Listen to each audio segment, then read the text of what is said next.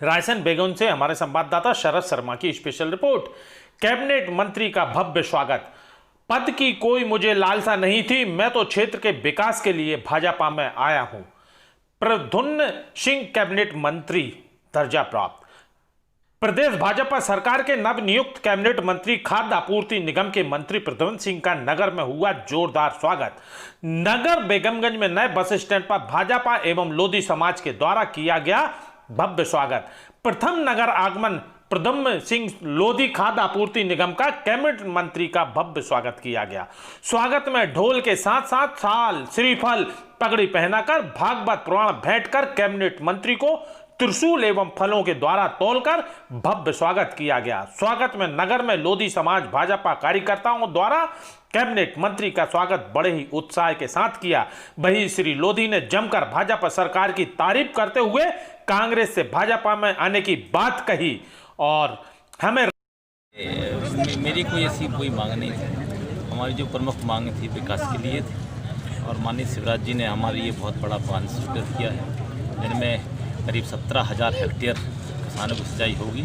हमारे यहाँ से पलायन बहुत ज़्यादा होता है बुंदेलखंड से, तो अभी 20,000 से ऊपर हमारे विधानसभा के लोग पलायन करके अन्य प्रदेशों में काम करने के लिए गए थे। यदि ये बांध भी आगामी 8-10 दिन में इसका भूमि पूजन हो जाएगा, तो अगर ये बांध बहुत जल्दी बनता है तो जो किसान हमारे मजदूर हो गए थे वापस पुनः किसान बन जाएंगे, ऐसा हमारा।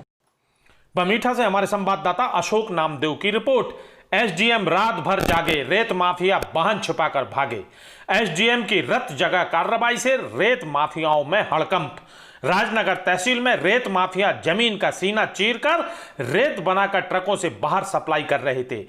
बारिश कम होने के कारण नदियों में रेत आई नहीं है। अब रेत माफिया शासकीय जमीन, तालाबों, नदियों के किनारे वन विभाग की जमीन की मिट्टी खोदकर पंपों से धोकर रेत बना रहे हैं।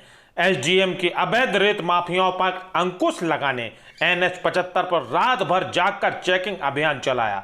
चेकिंग की जानकारी रेत माफियाओं को लगी और उन्होंने अपने अवैध रेत से लदे ट्रकों को इधर उधर छिपाकर एसडीएम के जाने के बाद रेत माफियाओं ने। रायसेन बेगमगंज से हमारे संवाददाता शरद शर्मा की स्पेशल रिपोर्ट। 7 दिवसीय चल रहा है गोपई नई गढ़िया में राजा दिग्विजय सिंह यादव जी के यहां 1.25 लाख रुद्र निर्माण। कलयुग में शिव पूजन में पार्थिव लिंग पूजन का विशेष महत्व है। इसका पूजन करने वाले भक्तों पर सदैव शिव कृपा बनी रहती है। इस लोक में यश वैभव प्राप्त करने के साथ ही मृत्यु उपरांत जीवन प्रयाण के चक्कर में मुक्ति पा जाते हैं। श्रावण मास में शिव का माह माना जाता है, इसलिए इस माह में पार्थिव लिंग बनाकर शिव पूजन का विशेष पुण्य शिव भक्तों को मिलता है। पंडित कमलेश शास्त्री ने बताया, कलयुग में सबसे पहले पार्थिव पूजन की ऋषि के पुत्र मंडप में किया गया था। प्रभु का आदेश पर जगत के कल्याण के लिए उन्होंने पार्थिव लिंग बनाकर शिव अर्चना किया था। उन्होंने बताया कि शिव अर्चना के दौरान उत्तराभिमुख होकर पूजन करें, रुद्राक्ष धारण कर भस्म लगाएं। भस्म नहीं मिलने पर मिट्टी का त्रिपुंड माथे पर लगा सकते हैं। पंडित हरिकेश शास्त्री ने बताया कि पूजन करने से पहले पार्थिव लिंग का निर्माण करना चाहिए। इसके लिए मिट्टी, गऊ का गोबर, गुड़, मक्खन और भस्म मिलाकर शिवलिंग बनाएं। शिवलिंग के निर्माण में इस बात का ध्यान रखें कि यह 12 अंगुल से ऊंचा नहीं होना चाहिए। इससे अधिक ऊंचा होने पर पार्थिव लिंग पूजन का पुण्य प्राप्त नहीं होता है। इसे बनाने के बाद ओम नमः शिवाय मंत्र से शिव अर्चना करना चाहिए।